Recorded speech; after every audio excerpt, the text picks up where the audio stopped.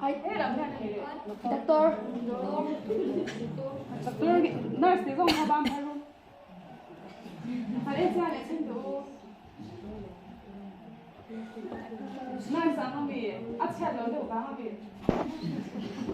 Anh thì em vô hay em mà thống nhất mình riêng.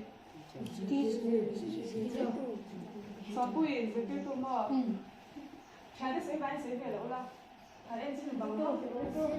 Anh thì sẽ biết có khả năng em ăn cơm nghe dự kiến này, primary nghe, middle nghe, high school nghe, college. Em xin là High school. College. cái đó middle cái gì nhỉ? High school. College. Study. Anh thì lẽ, hey, à chúng nó bây giờ em học nghe những gì đấy.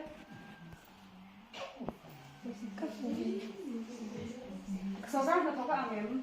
Anh thì sau đó nó học khả năng biết thu ăn em. Mà liền cho học ăn từ rồi. Em xin đấy tụi xong bụi em mà học nghe này hắn bên xin đấy. Officer. Ồ, thế là em mà học nghe nhá. Xin lỗi ạ. Restop rồi.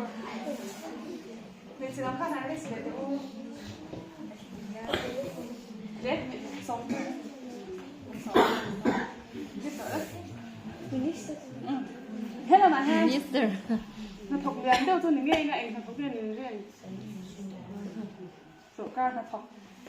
Sổ ca nó học cái gì á? Rồi có cái cái mùi đen chứ. Anh đi. À đây cái này hẳn nó là em nghĩ anh tìm lên mùi đấy. Igan sa me. Ồ. Em bị lấy bút lăn từ rồi. Anh không nghe lên hết cái hình chắc cái. Chắc lâu không? Anh ấy chắc cái nó này. Anh chắc cái hình sắc khác. Hình sắc thì lên lâu anh ấy có cái chắc lâu không? Hình không ha thì anh ấy hình không ha nó ăn phụ hình nghe. Rất ăn phụ về lâu ở chẳng không sao. Rồi anh ấy hay cái bùi để tăng sâu. Nghe đấy. Nhưng bây giờ bạn đến sao cái gì? Ôi quý nghe. Em sẽ phải nghe.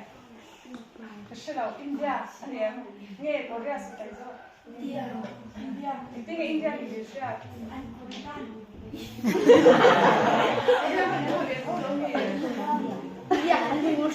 muốn nói cái nào?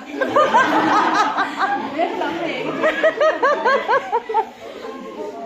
Anh from Hague, sao mà có tiền hình hợp thấu lắm không? Biết rồi. Chỉ bây giờ khai ra chơi khang chuyện xia. Khang giống xong khang đến khang ấy mít là bé đến nghe sao bé lên.